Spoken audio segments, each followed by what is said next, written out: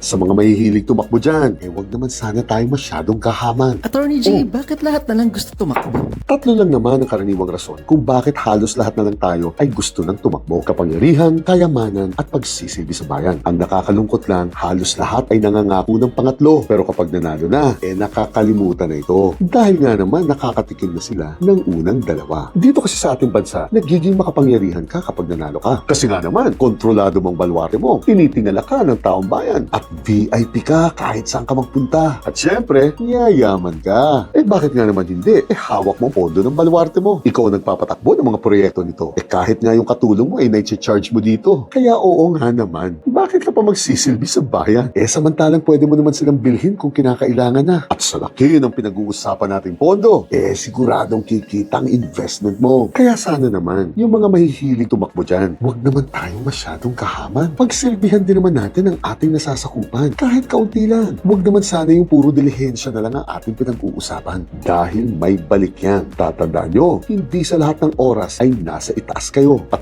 base sa karanasan ko, ang matitinong tumakbo lang ang nire-respeto pa rin ng taong bayan kahit wala na sila sa pwesto at wala na sila sa kapangyarihan. At ang iba, minumura yan at kinakasuhan. Chinet!